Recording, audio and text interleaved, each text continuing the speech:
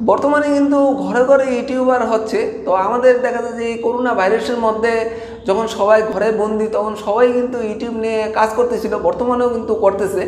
তো অনেকেই আসলে দেখা যায় যে ইউটিউবে কাজ করে মোটামুটি সফলতাও পেয়েছে। তো যারা সফলতা পেয়েছে এবং অন্যান্য যারা বেশি সফলতা পেয়েছে তাদেরকে দেখে দেখে অনেকেই চিন্তা করতে পারেন আমিও তার মতো যদি সফলতা পাই, সেক্ষেত্রে আসলে আমি ইউটিউবকে কেরিয়ার হিসেবে নেব, বা আমি ইউটিউব থেকে অনেক টাকা আয় করব, সেক্ষেত্রে আমি অন্য কাজ না করে ইউটিউব নিয়েই থাকবো।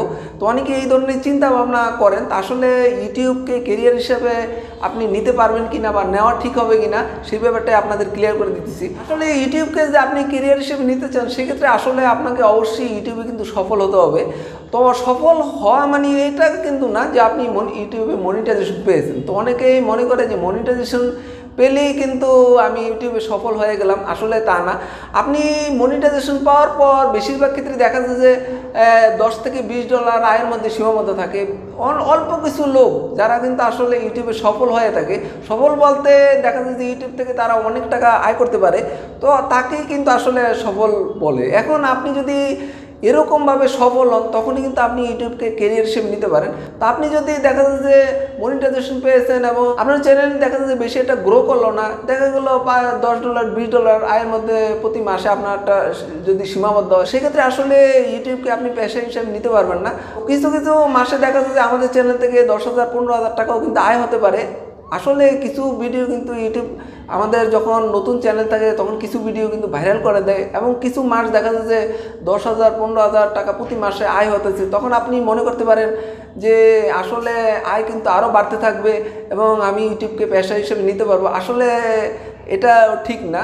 আপনার চ্যানেল আসলে নতুন অবস্থায় ইউটিউব কিছু ভিডিও আপনাকে ভাইরাল করে দেবে, এবং ওই সময় দেখা যায় যে 10,000 15,000 প্রতি মাসে কিন্তু আসতে থাকবে। আসলে একটা সময় দেখা গেছে আবার ইউটিউব কিন্তু তখন সহযোগিতা করবে না, এবং সহযোগিতা যখন না করবে তখন কিন্তু আবার দেখা যায় যে আপনার চ্যানেলের আয় কিন্তু অনেক কমে যাবে।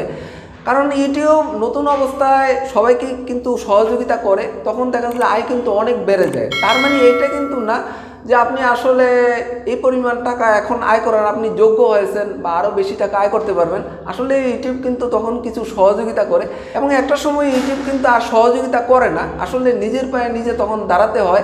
তখন কিন্তু আপনি যদি সফল হয়ে থাকেন, আপনার চ্যানেল যদি গ্রো করে থাকে, তখন কিন্তু আয় কিন্তু বাড়তে থাকবে, এবং তা না হলে কিন্তু আয় কমতে থাকবে। তো সেক্ষেত্রে আসলে আপনার চ্যানেল যদি গ্রো হয়ে থাকে এবং আপনার অনেক সাবস্ক্রাইবার হয়ে থাকে, এবং আপনার অবস্থান যদি এরকম হয় যে আপনার চ্যানেলটা যদি কখনো সাসপেন্ডও হয়ে যায়, সেক্ষেত্রে কিন্তু আপনি কিছুদিনের মধ্যেই আবার একটা চ্যানেল খুললে কিন্তু আপনার এত পরিচিতি লাভ করছেন আপনি, যে আবার কিন্তু আপনার চ্যানেল দাঁড়িয়ে যাবে। তখনই কিন্তু আপনি ইউটিউবকে কেরিয়ার হিসেবে নিতে পারেন। তো অনেকে দেখা যায় মনিটাইজেশন পাওয়ার পর ইউটিউবকে কেরিয়ার হিসেবে নেওয়ার চিন্তা ভাবনা করেন। যেমন একজন মনিটাইজেশন পাওয়ার পর আমার কাছে জানতে চাচ্ছে যে ভাই, আমি তো প্রাইভেট পরে লেখাপড়া করতেছি, আমার 4,000 টাকা খরচ হয়, এখন আমি মনিটাইজেশন পেয়েছি, এখন আমি চিন্তা করতেছি যে আমি প্রাইভেটগুলো ছেড়ে আমি ইউটিউবকে আরও বেশি গুরুত্ব দিই, এখানে আমি সময় দিই, তাহলে কি আমি আরও বেশি টাকা আয় করতে পারবো কিনা ওই টাকা থেকে।